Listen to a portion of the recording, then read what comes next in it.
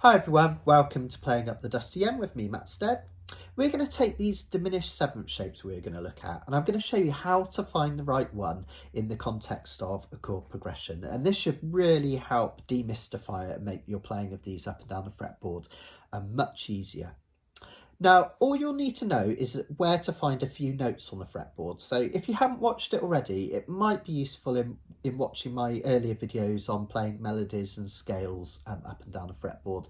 But even if you haven't, I'm sure you'll get this. There's some neat ways, some neat tricks of getting you to learn these.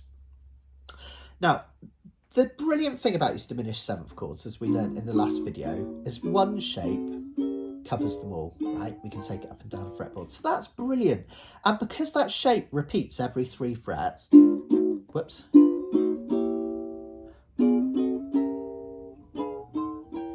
Okay, that means that you've got a 33.3% chance of playing the right one already, which is great, isn't it? So if you're playing a progression and you go to one of and a diminished seventh chord comes up, try one of the shapes. If it doesn't sound right, try moving it up. If it doesn't sound right, try moving it up one more. But there's a better way, even better than that, at doing it. But it's quite reassuring, isn't it, to know you've got 1/3 chance of getting it right already. Now, the brilliant thing about the way these chords are built and the fact that they're one shape, and this is the crux of the whole thing, as long as the chord, the shape that you're playing, features the note of the chord you're trying to make, you will have the correct one. I'll show you what I mean. Say I want to make a C sharp diminished 7, okay? All I have to do is make this shape up and down the fretboard until one of the notes contained in it is a C sharp, okay? So if I put my finger here and I do this diminished seventh where I'm putting my finger in a C position, G on the top 3, none of these notes, we have an A here, we have a D sharp here, an F sharp here, and a C at the bottom. None of those notes are a C sharp. If I do the same thing by putting my finger on the 4th fret and playing a G shape on the top, we have an A sharp here, or a B flat if you prefer. We have an E here. We have an G here. And we have a C sharp here. So one of the notes is a C sharp. So we know that is a C sharp diminished seventh. And remember, these chords are repeated all over the fretboard. So as long as the note that the chord is named after is in it, you have the right diminished seventh chord, which is really cool already. Now let's have a look in these context of progressions then. So we've already seen one of the most common ways of using a diminished seventh chord is playing the one chord like a C, and then playing the next chord as a sharp diminished seventh of that. So when we play a C, instead of going through an A7, we can play a C sharp diminished 7. Okay, so C, C sharp diminished 7. That's one of the most common progressions. Now that's easy to find. All you have to know is where the root notes are on your ukulele. I'll show you what I mean. Here's our C chord. And here's the root note here on the A string. It's the 3rd fret of the A string. Now, if we know that's the root note and we want to go to a C sharp diminished 7, all we have to do is move that root note over one. So instead of a C, it becomes a C sharp, and then build the diminished 7th around it. And when I say build the diminished 7th around it, I just mean put your fingers together until they look into that kind of parallelogram shape. Or just add that G shape on the top. So C, C sharp, so that must be a C sharp diminished 7. Have a look at this C again. There's 2 roots, isn't there, in this C chord? There's one here, this C note here, but there's also this open C here that we play by putting no fingers down. So there's another C sharp diminished 7 that we can play lower down the fretboard. And all I've done is I found the C note in the chord. So this open string is a C, which must mean that on the same string, if I cover the 1st fret, it must be a C sharp, right? And there's only one of these diminished 7th shapes that covers that C sharp in that position. There's the C, C sharp. It must be that C sharp diminished 7. And that one, remember, is the same shape as all these others. It's just that it's moved back, so these 2 fingers have dropped away.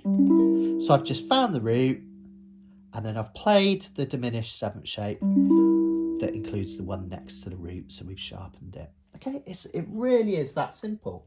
Now, because we're playing at the dusty end, let's try doing that with a C chord up the fretboard. So what I've done is I've taken an A shape. Try playing the A shape with your 2nd and 3rd fingers. I've moved it up to become a B flat, then a B, then a C. So that's the C chord up the fretboard. Okay, there's more places we can play C. There's one right up here. But let's just do, oh, I didn't go quite far enough. But let's just do this one here. Okay, all right.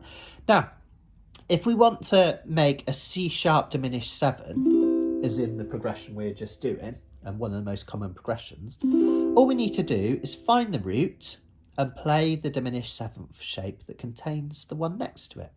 So where's the root in this C chord? We have one here on the A string.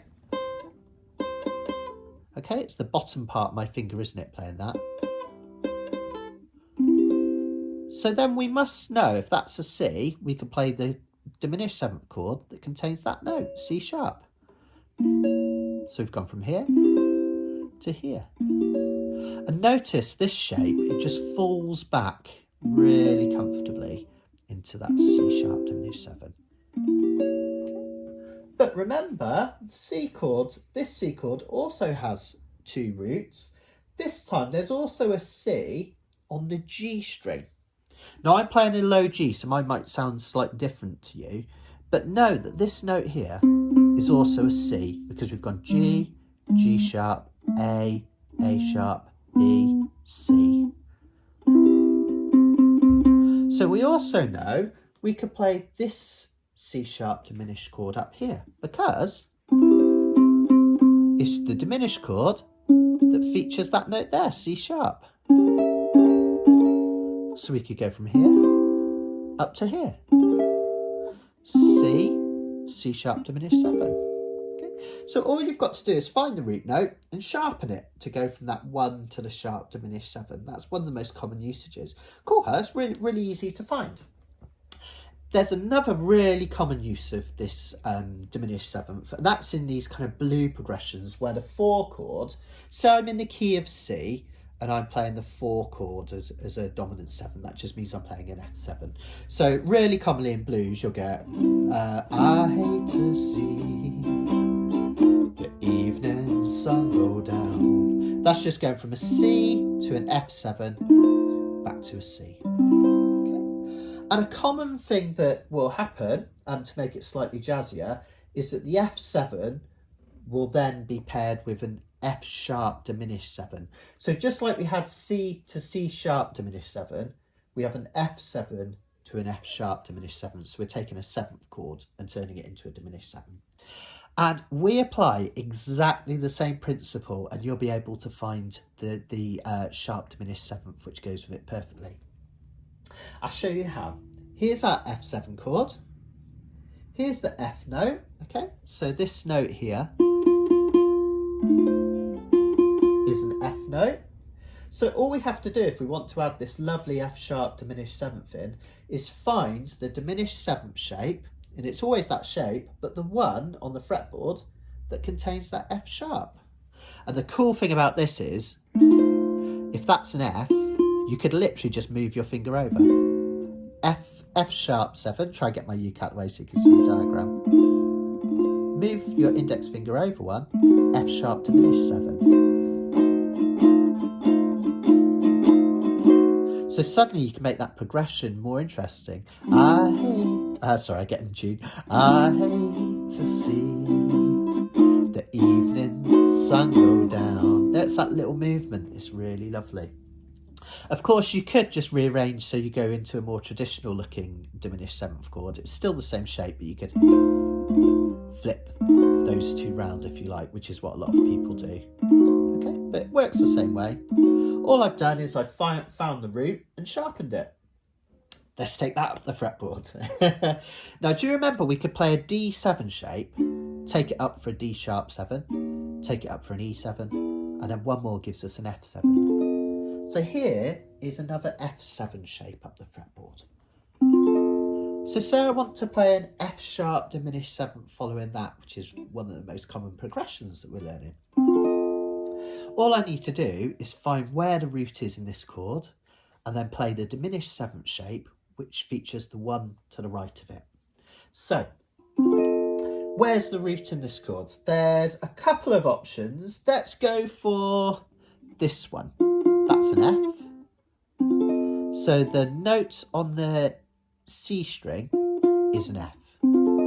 So all I need to do is find the diminished 7th shape, which contains the F sharp. There's the F. There's the F sharp. And there's only one that can be there and contain that F sharp, and that's this one.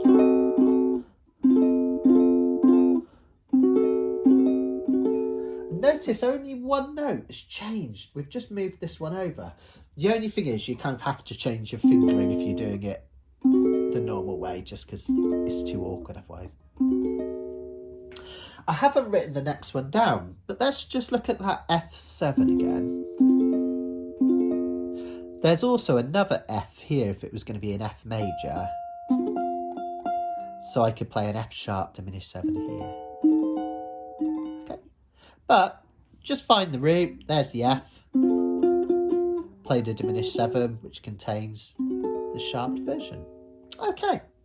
Now, another really common way of using a diminished 7th is right at the end of a piece of music this happens, but it can happen at any point, is actually when we play the 1 chord, let's say C in this case, then we turn it into a diminished 7th, but don't sharpen it, it just stays as a C to a C diminished 7.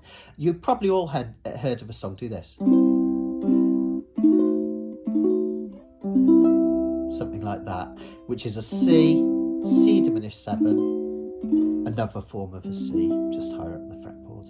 Okay. And so that's a 1 chord to the diminished 7 with the same letter. So not sharpening, a C to a C diminished 7. One of the really common progressions in music. And that is even easier, right? Because your root note stays the same. So if you want to turn a C into a C diminished 7, all you have to do is make sure one of your fingers stays in the same place. And as long as you have that traditional diminished 7th shape and it contains a C, it has to be a C diminished 7th. Isn't that cool? So C, C diminished 7. I've written that out over here. So C, C diminished 7. Taking that up the fretboard. If we go to our B flat shaped C or our A shaped C, this one we've learned here. Okay.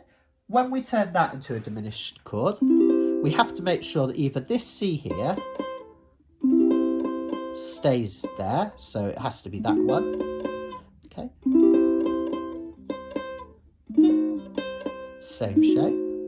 So we've kept the root in the same place.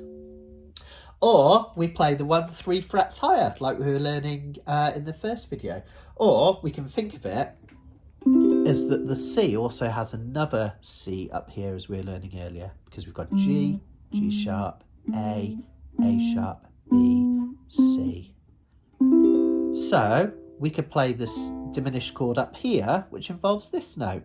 Okay. It's just our traditional shape again, parallelogram shape, and it involves the C here. So as long as it has a C in it and it has that shape, it has to be C diminished 7. So that's an even easier one, isn't it? Okay, so to find those diminished 7ths is a lot easier than you'd imagine. Just think, if you're sharpening it, you just take the root across one and then create that shape. If you're staying the same, so C to C diminished 7, you just leave it where it is and create the chord on top of it. And if all else fails, like I said at the start, you've got a 1/3 chance of getting it right if you're fingering that position. So if you do one and it doesn't sound right, just move it up and you'll find the one that does sound right. I hope that was useful, and I will see you in the next video.